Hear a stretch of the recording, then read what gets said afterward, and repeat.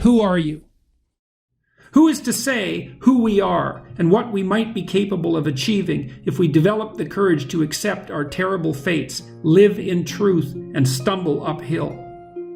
It is psychologically true that each of us should open ourselves up to the tragedy of being.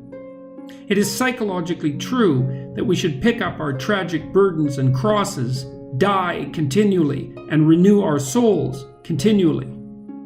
It may be more than psychologically true as well. You cannot write a more tragic story. It's impossible, technically. Why? Well, because it's a story of the aggregation of everything that people are afraid of.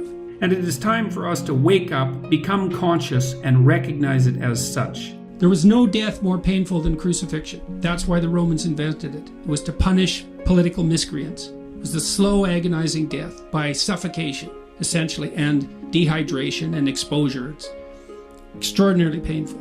That sucks. That's pain, man. The impossible claim of the bodily resurrection of one man, conjoined with the notion that this event was both of world-redeeming and cosmic significance, simply cannot be understood once and for all. Your best friend betrayed you into it. Plus, your people turned against you.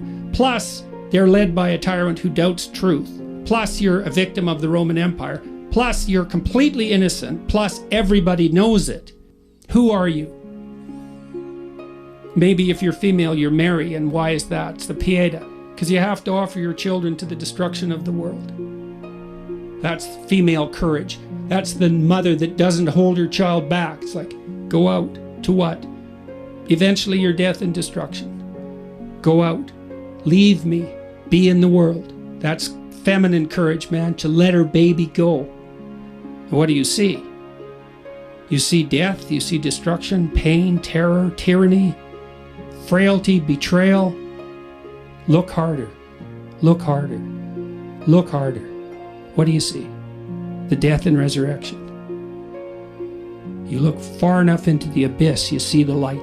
Imagine, finally, that human consciousness plays some central and as of yet poorly understood role in the reality of the cosmos, at least as necessary observer. What is the absolute hypothetical limit of human attainment when vulnerability and ignorance are fully and completely accepted, when the unknown is squarely confronted, and when consciousness is given its due as the very center of the world? That's Christ's acceptance of the crucifix. That's his willingness to be betrayed, subject to the evil of his closest companions and the state, and his embrace of brokenness and death.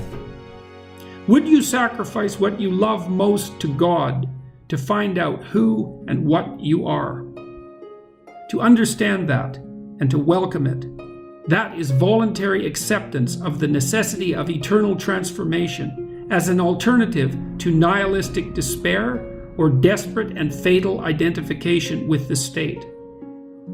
This is the idea enacted during the ceremony of the Christian Eucharist. Incorporation of the body of Christ is the symbolic transformation of the participant, not into a believer of a set of facts, religious though those facts may appear, but into the active imitator of Christ, into the person willing to undergo whatever death is necessary to bring about the next and better state of being, into the person willing to embrace his or her confrontation with the tragedy and malevolence of life, to learn from that process of embrace and to move one step closer, in consequence, to the eternally receding city of God. To progress psychologically, you must let go, sacrifice, time and again in the face of successive obstacles. You must abandon those things that, and often those people who, are impeding your progress, despite the fact that you may have held them very close to your heart.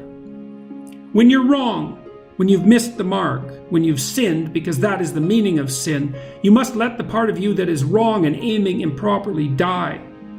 Then you must allow the new spirit manifesting itself within to spring to life.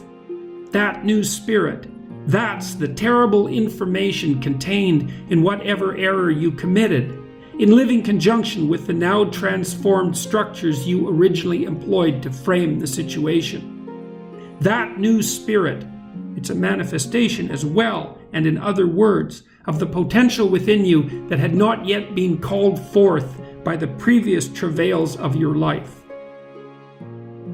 We are all the slaves of Pharisees and lawyers, of those who place dogma above spirit at the cost of spirit. We are all subject to betrayal by ourselves and by all those who surround us.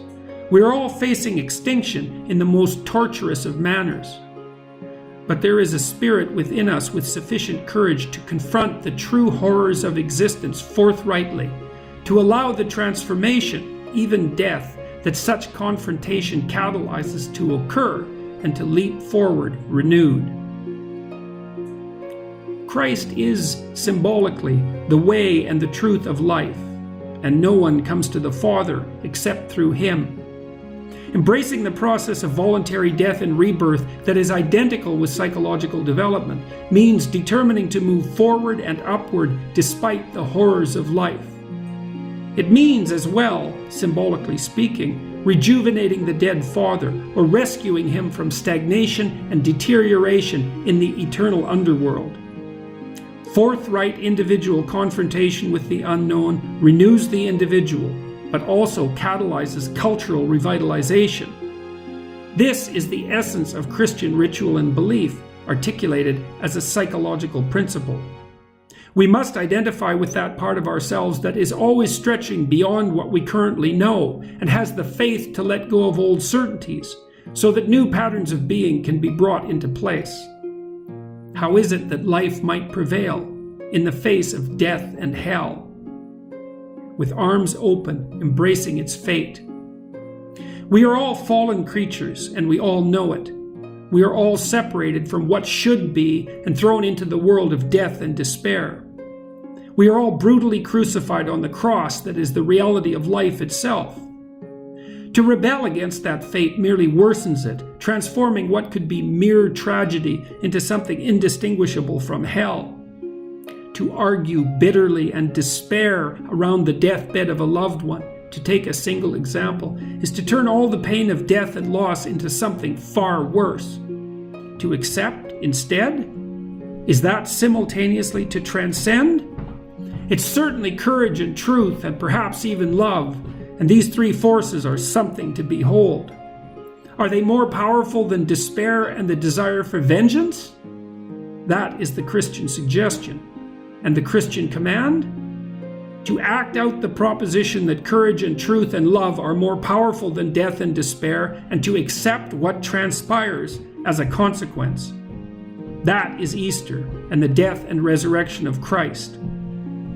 We forget or remain blind to such things at our great peril. Well, that's the story.